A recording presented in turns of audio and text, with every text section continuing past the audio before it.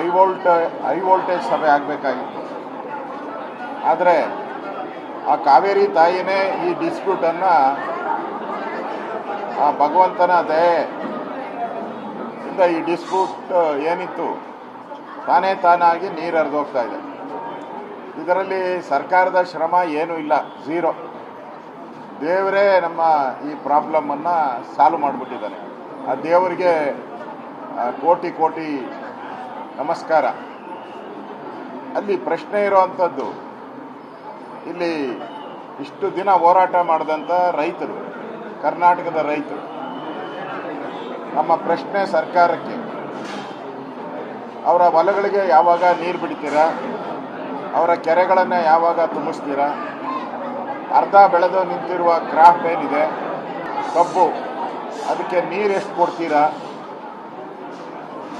ಇದನ್ನು ನಮ್ಮ ರೈತರಿಗೆ, ಈಗೇನೋ ತಮಿಳ್ನಾಡಿಗೆ ಬಿಡ್ತಾ ಇದ್ದೀರಾ, ಆದರೆ ನಮ್ಮ ರೈತರಿಗೆ ಯಾಕೆ ಇನ್ನೂ ಬಿಟ್ಟಿಲ್ಲ, ನಾಲೆಗಳಿಗೆ ಯಾಕೆ ನೀರು ಬಿಟ್ಟಿಲ್ಲ, ಈ ಪ್ರಶ್ನೆಯನ್ನು ನಾವು ಕೇಳೋರಿದ್ದೀವಿ.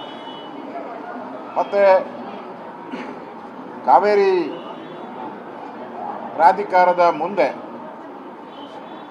ಸರಿಯಾಗಿ ನಮ್ಮ ಕರ್ನಾಟಕ ಸರ್ಕಾರ, ಕಾಂಗ್ರೆಸ್ ಸರ್ಕಾರ ಪ್ರೆಸೆಂಟೇಷನ್ ಸರಿಯಾಗಿ ಮಾಡಿದರೆ ಈ ಕಷ್ಟದ ಪರಿಸ್ಥಿತಿ ಬರ್ತಾನೆ ಇರಲಿಲ್ಲ. ಈ ಆತಂಕದ ವಾತಾವರಣ, ಹೋರಾಟ ಇವೆಲ್ಲ ನಡೀತಾನೆ ಇರಲಿಲ್ಲ.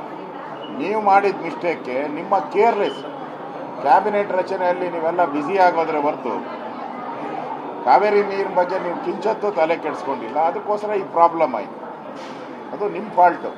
ಈಗ ಭಗವಂತನೇ ಇದನ್ನು ಬಗೆಹರಿಸಿರೋದ್ರಿಂದ ನಿಮ್ಮ ಇರುಮೆನೂ ಇಲ್ಲ, ಗರಿಮೆನೂ ಇಲ್ಲ.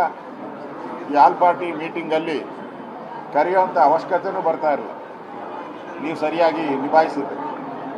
ಅದರಿಂದ ನಾವು ಆಲ್ ಪಾರ್ಟಿ ಮೀಟಿಂಗ್ಗೆ ಹೋಗ್ತಾ ಇದ್ದೀರಿ. ಅಲ್ಲಿ ನಮ್ಮ ರೈತರ ಪ್ರಶ್ನೆ ಏನು ಅಂತ ಕೇಳ್ತೀವಿ. ತಮಿಳ್ನಾಡು ರೈತರ ಬಗ್ಗೆ ಡಿ ಕೆ ಶಿವಕುಮಾರ್ ಪದೇ ಪದೇ ಮಾತಾಡ್ತಾರೆ. ತಮಿಳ್ನಾಡು ರೈತರು ಉಳಿಬೇಕು ಅಂತಾರೆ. ನಮ್ಮ ರೈತರು ಏನಾಗಬೇಕು ಅನ್ನೋ ಪ್ರಶ್ನೆಯನ್ನು ನಮ್ಮ ಈ ಹೋಗೋ ಸಭೆಯಲ್ಲಿ ನಾನು ಬಸವರಾಜ ಬೊಮ್ಮಾಯಿ, ನಮ್ಮೆಲ್ಲ ಮುಖಂಡರು ಯಾರ್ಯಾರು ಬರ್ತಾರೋ ಅವರೆಲ್ಲರೂ ಮಾತಾಡ್ತೇವೆ.